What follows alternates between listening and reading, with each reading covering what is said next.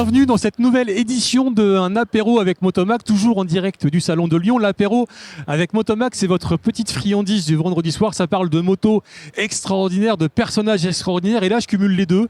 Patrick, avec toi, parce que d'abord, il faut que tu saches un truc, Patrick. Patrick Pisson, monsieur, dame, champion de France 75, vice-champion, non, 2 fois 3e au championnat du monde, 78 Parfait. Et 79. Patrick, tu sais que j'ai un respect immense pour les pilotes. Si tu ne le sais pas, je te le dis, c'est pour de vrai. C'est gentil. Patrick, tu vas nous faire revivre l'époque sacrée et l'époque absolument incroyable des 50 de vitesse en championnat du monde, des Grands Prix. Ouais. D'où ça vient cette idée de faire des courses en 50 ? Rappelez-vous, si vous êtes pas trop jeune, les mobylettes, ça vous dit quelque chose, les mobylettes? Les mobylettes, c'est les années 60-70. C'était les Malaguti, les Flandria, les Gitane Testi. Il y avait un gros marché en France, dans tous les pays, de ces mobylettes 50 cm3. Ouais. Et du coup, il y avait un marché et c'est devenu une catégorie, un championnat du monde des, on va pas dire des mobylettes, mais des 50 cm3. Mais des mobylettes qui vont vite, quoi. Parce qu'en fait, on va rappeler quand même que la mob, c'était l'engin de locomotion des familles qui ne pouvaient pas encore se payer une voiture. Ça a été d'abord par être un engin de mobilité populaire, et puis ensuite c'est devenu un véhicule à part entière. Les gens allaient bosser en mob, partir en vacances en mob, d'où l'intérêt de supporter un peu la catégorie. Et tu dis en fait dans le championnat du monde des 50, il y a deux époques. Il y a celle où le règlement est complètement libre et sous l'influence des usines japonaises, ça part dans tous les sens et ça devient compliqué pour les privés. Et à un moment, la fédération régule un peu le truc. Parle-nous de cette première époque avec des motos qui avaient des boîtes 8, 9, combien de vitesses déjà? Oui, donc quand le championnat du monde a été créé, 1962, première année. Et donc les Japonaises ont investi dans cette catégorie, notamment Suzuki et Honda. Ils ont créé des machines qui tournaient à 17 000 tours, qui avaient des boîtes à 12-14 vitesses. Ils ont même fait des bicylindres 50 cm3, c'est presque du modélisme. Et du coup, donc tous les pilotes privés, c'est quand même eux qui font le plateau, toujours dans le sport. Et ils n'avaient plus leur place. Et donc la fédération, le règlement était que maintenant on limite à un cylindre, 6 vitesses, 50 cm3, et là c'était exploité du commerce, quoi. Donc toutes les marques pouvaient se battre, et tout le monde là du coup s'est mis à créer des 50 cm3 monocylindre, une vitesse. Donne-nous quelques chiffres. Un 50 de Grand Prix à l'époque, ça prend combien de tours? Ça pèse combien? Ça fait combien de chevaux et ça va à quelle vitesse? Alors, ça fait peur quand il pense. Alors il y a 5-6 chiffres clés qui sont sympas, qui veulent tout dire. 50 cm3, bon c'est pas gros. Ça fait 55 kg, vous voyez un peu. Un cylindre, 6 vitesses, 16 000 tours minute, le moteur, et plus de 180 km/h. Ça fait toujours un petit peu... oui, quand même. Posé sur des pneus qui sont à peu près larges comme ça. Donc voilà. Patrick, c'est quoi le plaisir de piloter ces motos? Alors, le plaisir de piloter les motos, c'est que moi, là, c'est moi qui parle, bien sûr, mais c'est vrai que j'ai toujours bien aimé les petites motos, parce que j'ai un petit peu besoin, même dans ma vie personnelle ou autre, ou professionnelle, de bien maîtriser les choses. Et j'ai pas envie d'être sur une 500 qui a plein de puissance, qui va m'embarquer, c'est elle qui va piloter, j'ai envie de dire. Et j'aime bien tout maîtriser, aller au fond des choses, exploiter au maximum.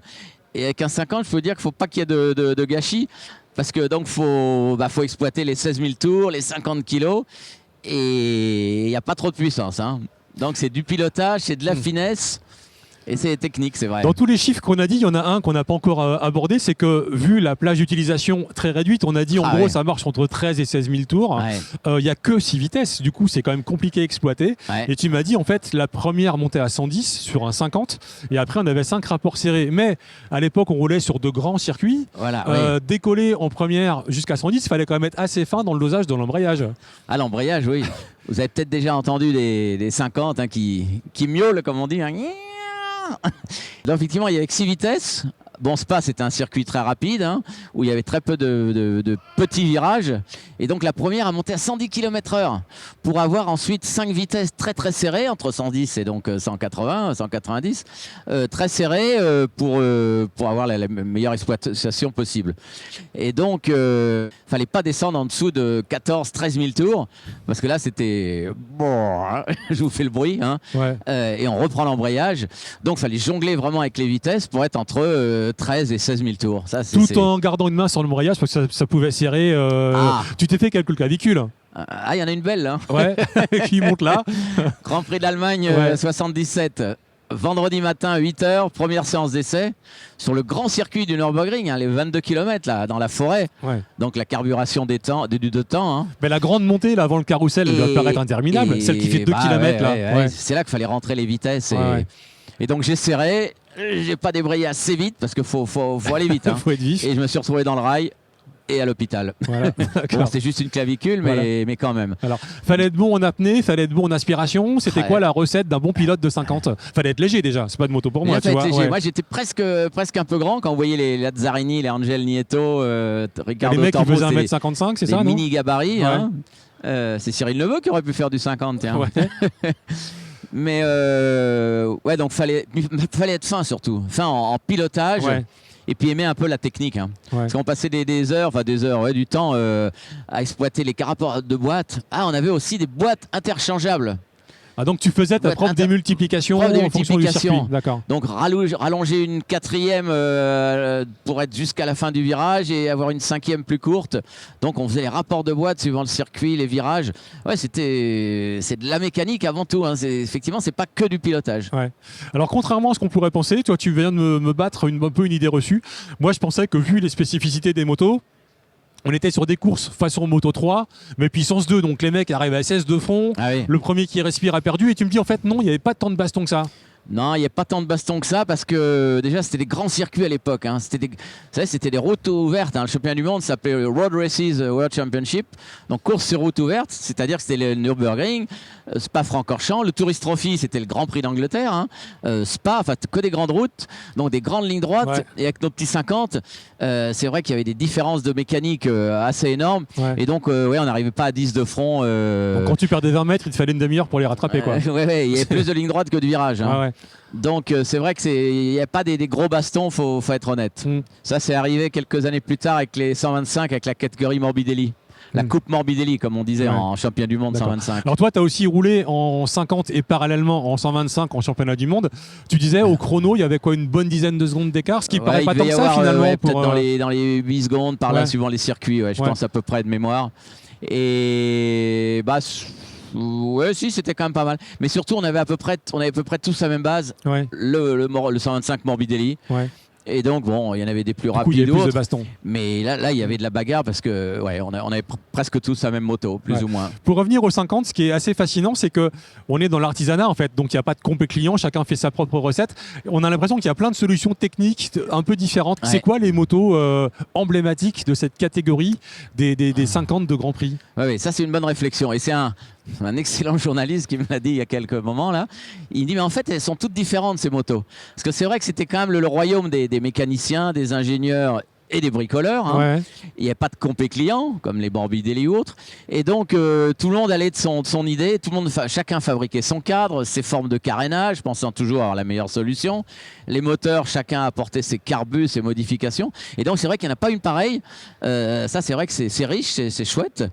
Parce que chacun adoptait sa solution sur des bases. Alors la mécanique c'était beaucoup le moteur Kreidler. Il y a eu plein d'autres choses, des Derby, des Minarelli, des Bultaco, mais c'était quand même beaucoup la base Kreidler. Mais chacun le modifiait et chacun faisait partie six, ses amortisseurs, ses carénages, ses formes de selle. Donc c'est vrai que c'est la porte ouverte aux créateurs, enfin où c'était. Hein.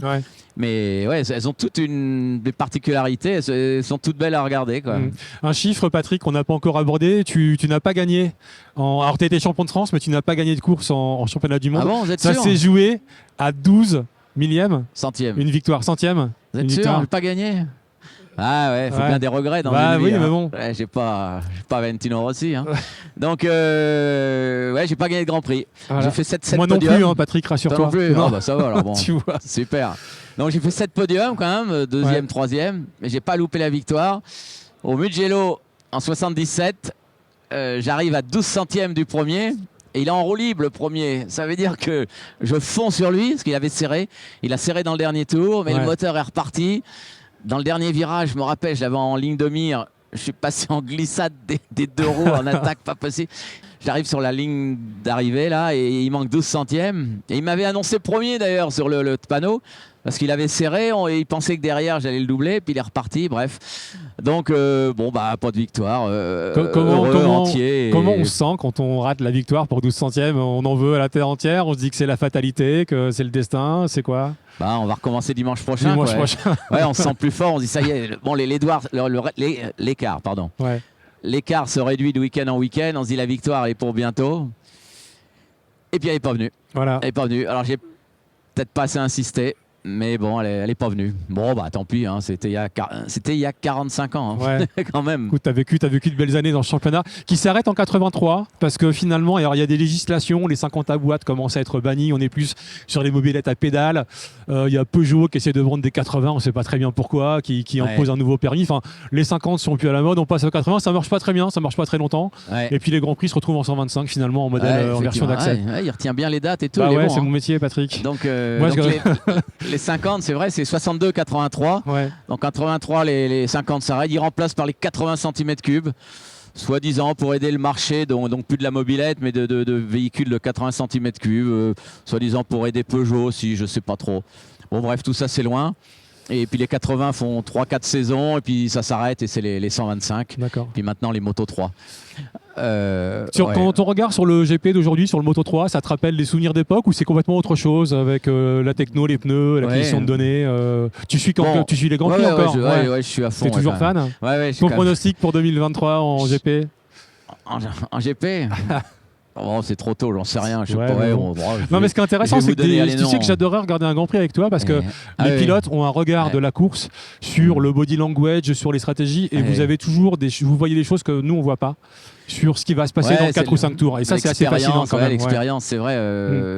Puis oui, j'étais consultant sur Eurosport à une époque, là, dont j'ai commenté les Grands Prix aussi. Mais bon, on n'est plus dans le coup. Mais malgré tout, toujours passionné. Non, j'aime bien regarder. En plus, il y a des bagarres de folie. Mais c'est vrai, mais c'est complètement différent. Mais on va pas comparer du tout. Hein. C'est un autre monde. C'est une autre époque, mais c'est toujours le meilleur qui gagne. Patrick, merci d'avoir ouvert avec nous l'album des souvenirs de cette période incroyable qu'étaient les 50 de Grand Prix à vitesse. Fred va faire des images des motos. Il y a des images fabuleuses derrière nous de mecs qui sont complètement incrustés, fondus dans la moto. Tellement, si tu éternues, tu perds 4 places. Tu vois, on voit bien que c'était quand même des courses avec beaucoup de challenges. J'ai 3 questions pour finir, Patrick. Attention. Question numéro 1. Allons-y. Demain, on te prête une Desmo Sedici Bagnaia machin. Tu la prends ou tu dis non?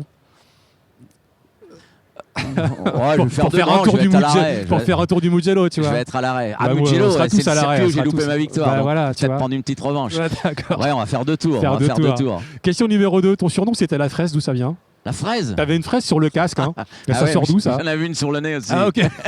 D'accord. C'est le petit nez rouge qui prend les coups de soleil. Ah, d'accord. Ça vient de là? J'avais 12 ans en vacances, j'ai pris un petit coup de soleil, comme tous les ans. Ouais. Et un copain m'avait appelé la fraise, avec ta fraise sur le nez. D'accord. Et puis à 71 ans maintenant, c'est toujours la fraise. D'accord, donc tu avais eu une fraise sur ton casque. Du coup, quand on m'appelait la fraise, dès ma première course, j'ai dit tiens, je vais mettre une fraise sur moi, c'est mon surnom. Je mets une fraise sur le casque.